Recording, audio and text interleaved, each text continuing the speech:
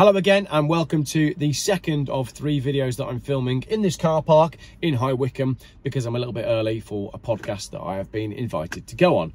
This is from the Mail Online. This article came out last week and I know a couple of people have covered it, but I just wanted to dive into it and look at it from a slightly different point of view.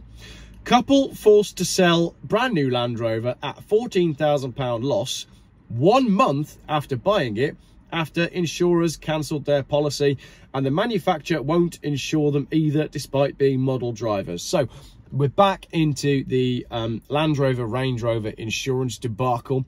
Important to note on that one before I dive into this video, my good friend Rich from Challenge the Road, who has been desperately trying to help Range Rover with their insurance thing, has been meeting with JLR and has made some progress, and then they said to him, would you like to borrow a brand new Range Rover for your YouTube channel? And he texted me in the evening saying, I'll give up. I can't insure it. So Rich from Challenge the Road couldn't insure the Range Rover that Range Rover gave to him to prove that the insurance is all okay. He just texted me on Friday night, just being like, I give up. It's not working. I don't think it is working. I do think that what Jaguar Land Rover have done is thrown a load of money at the media, because there's quite a lot of pro Jaguar Land Rover articles coming out at the minute. So instead of getting their house in order, they're just paying off the PR department to do more work. Anyway, a couple were forced to sell their nearly brand new top of the range Land Rover at £14,000 loss after an insurance company cancelled her policy 1 month after buying it. Stay-at-home mother Hannah Platts, who's 40, and husband Kareem Chester, who's 39, bought a new Land Rover Defender for 80 grand in October last year. After fishing around for insurance quote, they got one for 2,300 quid. Why did you buy an 80 grand Land Rover Defender? The only reason we have an SUV is because where we live is rural, the roads are terrible, they're full of potholes, they don't grit them in the winter, so it's dicey to drive, said Mrs. Platts. Right, hold the phone. The only reason we need an SUV is because it's rural and the roads are terrible. Yada, yada, yada. After owning the car for a few weeks, they received an email from Adrian Flux, who said we can no longer insure the Defender. The mother of two dedicated an entire day to finding a new quote, but the best she found was 11 grand, despite being a model driver. We're all model drivers. Unwilling to pay more than 10% of the car's value in insurance, she decided to sell it even if it was making a loss. Now we get on to the important bit. We called up Saxton 4x4 in Essex and they said it was a major issue, the insurance thing, and they were struggling to sell the things. Important bit coming up. The Defender we had was a specialist Carpathian edition. It had all the extras like Hunter lights. We bought it for about 100 grand. We sold it to them and took a hit of 14 or 15 grand. Now, 2 things here. Let me open up the image for you because I'm not editing this video. It's just going straight up. Let me see if I can show you this on this stupid Daily Mail website with all these flipping adverts that pop up. Right, can I make the adverts go away? Don't think I can. That's the Defender we're talking about. Look at the wheels on it. Is that a Defender? Is that the sort of vehicle that you buy if the roads around you are terrible? It's got 20-something inch wheels and all the accessories. Is that really the kind of vehicle that you buy if you're worried about potholes? You didn't need an 80 grand Defender, so I've got no sympathy here at all. The dealership basically said, we'll buy it off you, but we'll take a hit of 15 grand. I don't think there's anything wrong here. I really don't. That's basically the way cars work. You go buy a 100 grand car from a dealer, any car, doesn't matter what it is, electric or whatever, and then try sell it back to another dealer a month later. You're going to lose. I don't think they did too badly. I really don't. I think you could lose more money than that. So I've got no sympathy. You bought a ridiculous car, and you knew that this insurance stuff was happening because this didn't happen that long ago.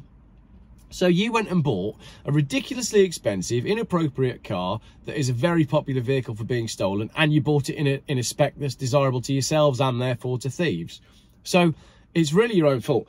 If you genuinely live somewhere with bad roads, get like an old Land Cruiser or something that actually makes sense, not a huge 100 grand Defender on 29-inch wheels. I just find it ridiculous.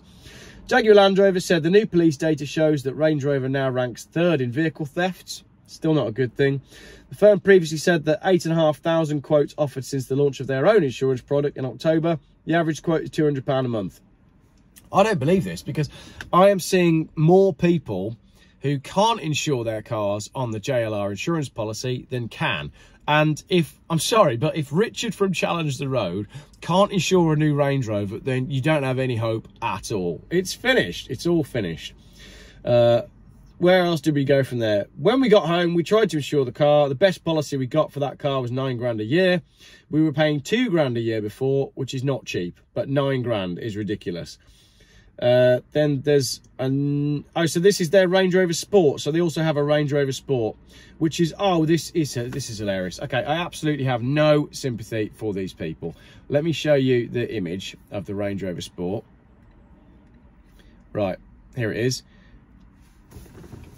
Look, it's a Range Rover Sport Urban. It has an Urban badge on the front. Look at the size of those wheels. Look at the body kit. Absolutely no sympathy. You're claiming that you're buying a Land Rover, and this is the problem. Like this is your classic Range Rover customer, isn't it? This is your classic Defender customer. Oh yeah, we have a Range Rover and a Land Rover because we live somewhere that's so rural and the roads are so bad. And you've got the Urban model with 29-inch wheels on it and tyres that are like that. Yeah, no sympathy. I couldn't care less. I've said it before. I'm really getting to become like Mr. Bean with his three-wheelers with these Range Rovers. And when I see them out and about, I audibly am just like, knobber. What a knob. More so if they've got like a 3-digit private number plate. After selling a Land Rover toward the end of last year, Mrs. Platt said she spent the Christmas period looking at what Range Rover or Land Rover she could get insured.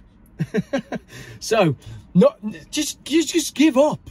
You don't need a Range Rover or a Land Rover. So, she got to a point where she had to sell... Volvo 940 just went past. Now, that's a proper car. There's also a V70 up there with some roof bars on it. Anyway, proper cars. You got to the point where you can't insure your 100 grand Land Rover and then you go shopping for another one. Just ridiculous. So where does this one end up? Obviously, I'm not going to buy another Land Rover, which is a shame, as it's perfect for our needs, but I can insure myself on a sporty Porsche Cayenne Turbo GT for £700 a year. Go and do that then. The Porsche Cayenne Turbo GT is renowned for its off-road capabilities in places where the roads are terrible because they don't grit them and there's potholes all over the place. Just buy a tractor. Seriously. It's bizarre. It's a huge problem. Any other car I can get insured on. JLR, which is owned by Indian giant Tata Range Rover, said its latest security technology will create a virtual barrier that will block the recent spate of breaches of driverless systems in its vehicles. Notwithstanding that they should have done that in the first place. So, what do you reckon? Have you got any sympathy for these people that lost 15 grand on a 100 grand car? Am I being harsh? Am I correct in saying just go and buy an old Land Cruiser or an old Volvo? Or do you feel really, really sorry for these people that lost 14 grand in a month on a £100,000 vehicle that they didn't need in the first place? Sorry, I got a bit cynical there. Oh, hang on a minute. There's some comments. Bear with me while I find the comments, because you can guarantee on the Daily Mail these are going to be good. If you can afford over 100 grand on a car with only one earner in the family, you should be able to afford the insurance. They can keep it for a year and pay the £11,000 as they would lose 14 grand when selling. Might as well enjoy the car and status. Great point. We lost 14 grand on selling a car that we were quoted £11,000 to insure. What's the bigger number, 11 or 14? They've got a 100 grand car, but they can't work out that maths. More fool them. I wouldn't even spend 14 grand on a replacement car, let alone consider one that costs as much as a flat or a pretty French holiday home. Great comment. One more. Let's have one more good one. Stop banging on about being suitable for the bad roads and floods, etc. They're all excuses when the real reason is you live in Cheshire and you're trying to outdo your friends and neighbours. 30 likes on that comment. Very popular. That is the problem with Range Rover. It's not the cars itself, it's the customers. Thanks for watching. Do let me know your thoughts in the comments. Go on, light up the comments with this one, because I reckon you're probably thinking about the same as me in that, yeah.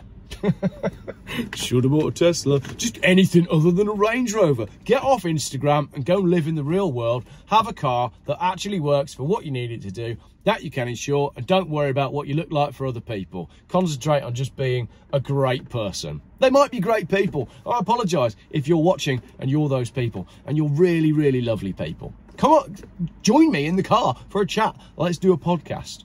Right, that was it. That was video number 2 of 3. Video number 3 of 3 is coming up next.